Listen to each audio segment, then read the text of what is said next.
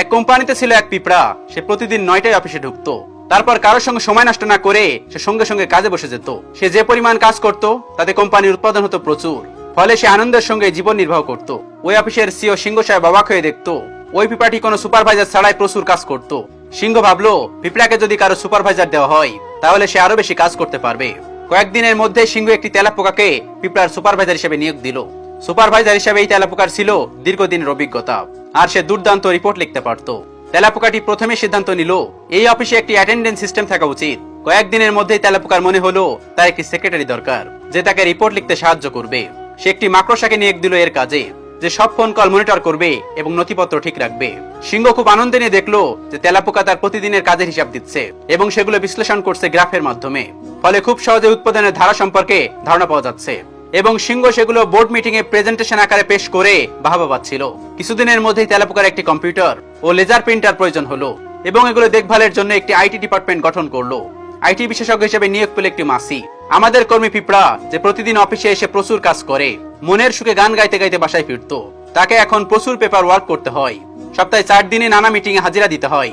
নিত্যদিন এসব ঝামেলার কারণে কাজে ব্যাঘাত ঘটায়। উৎপাদন কমতে লাগলো এবং সে বিরক্ত হতে লাগলো। সিংহ সিদ্ধান্ত নিল পিঁপড়া যেভাবে কাজ করে সেটাকে আলাদা আলাদা ডিপার্টমেন্টে ঘোষণা করে সেটার একজন ডিপার্টমেন্ট প্রধান নিয়োগ দেওয়ার এটাই উপযুক্ত সময়। সিংহ ঝিঝি পোকাকে ওই ডিপার্টমেন্টের প্রধান হিসেবে নিয়োগ দিল। ঝিঝি পোকা প্রথম দিন এসেই তার রুমের জন্য একটি আরামদায়ক কার্পেট ও চেয়ারের অর্ডার দিল। কয়েকদিনের মধ্যেই অফিসে বিভিন্ন রকমের প্ল্যান তৈরি করতে ঝিঝি পোকার একটা কম্পিউটার ও ব্যক্তিগত সহকারী প্রয়োজন। কম্পিউটার নতুন কেনা হলে ব্যক্তিগত সহকারী হিসাবে ঝিঝি পোকা নিয়োগ দিল তার পুরনো অফিসের একজনকে। পিঁপড়া যেখানে কাজ করে আগে সেখানে ছিল চমৎকার একটি পরিবেশ। এখন সেখানে কেউ কথা বলে না, হাসে না, সবাই খুব মনমারা হয়ে কাজ করে। ঝিঝি পোকা পরিস্থিতি উন্নয়নের সিংহকে বোঝালো অফিসে কাজের পরিবেশ নিয়ে কথা বলা খুব জরুরি হয়ে পড়েছে। পর্যালোচনা করে সিংহ দেখতে পেল পিঁপড়ার বিভাগে আগের তুলনায় উৎপাদন অনেক কমে গেছে।